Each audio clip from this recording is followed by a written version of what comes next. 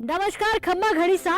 ये गांव है बीकानेर का, ये गांव है राजस्थान का और गांव का नाम है कानासर। देखिए इस गांव को जब आप आज सुनेंगे समझेंगे कि धोरों की धरती में सोना उगल रहा है। और वो क्यों हो रहा है? क्योंकि ये विज्ञान से जुड़ रहा है। आज विज्ञान से जुड़कर हमारा किसान किस तरह से खेती कर रहा है, समन्वित कृषि प्रणाली पर हम बात करेंगे। अब किसान किसी एक खेती पर निर्भर नहीं है, अब किसान किसी बारिश वाली खेती पर निर्भर नहीं है। अब किसान विज्ञान से जुड़कर साल में 2 खेती लेता है और वो खेती राजस्थान के बीकानेर का किसान लेता है। चंद कदमों की दूरी है। आप भी आज की चौपाल चर्चा का हिस्सा बनिए।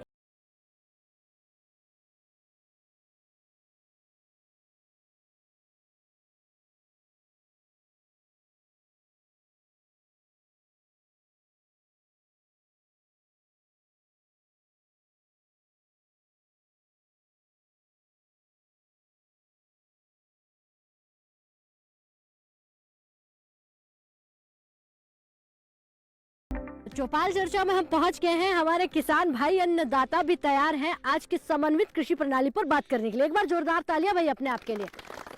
बहुत स्वागत। कानासर गांव से ये तालियों की गड़गड़ाहट आ रही है और ये राजस्थान के हमारे किसान हैं। लेकिन सबसे पहले जो है मैं सर से ही शुरुआत करूंगी। सर आप खड़े हो जाइए। नमस्कार जी। नमस्कार राधिका जी।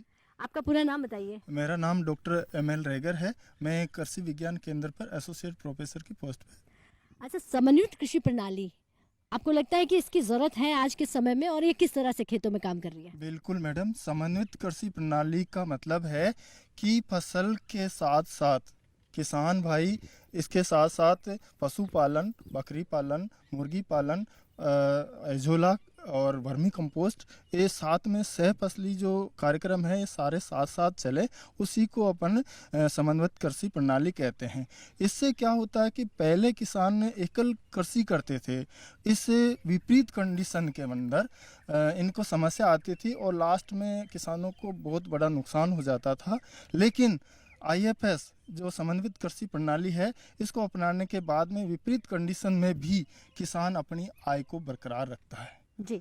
अच्छा, इसके साथ ही मैं एक सवाल पूछूंगी। समन्वित खेती में एक चीज़ और हम पूछना चाहेंगे, क्योंकि यहाँ पे क्लाइमेट चेंज राजस्थान है, कब यहाँ पे गर्मी हो जाए, कब यहाँ पे ठंडी हो जाए, कब मौसम का मिजाज बदल जाए।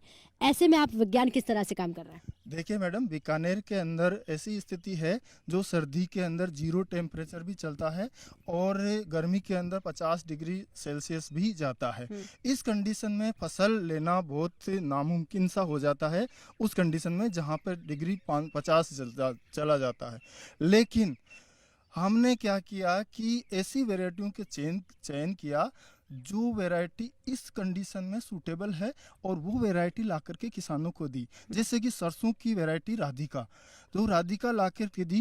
लास्ट के अंदर हमारे ड्राट आ जाता है, शुरू के अंदर थोड़ा सा गर्मी रहती है और लास्ट के अंदर ठंड आ जाती है। तो शुरू के अंदर ये लेट सोइंग वैरायटी है, तो उस गर्मी को सहन करने के लिए हम थोड़ा सा लेट सोइंग करते हैं और लास्ट में जा करके जल्दी पक जाती है।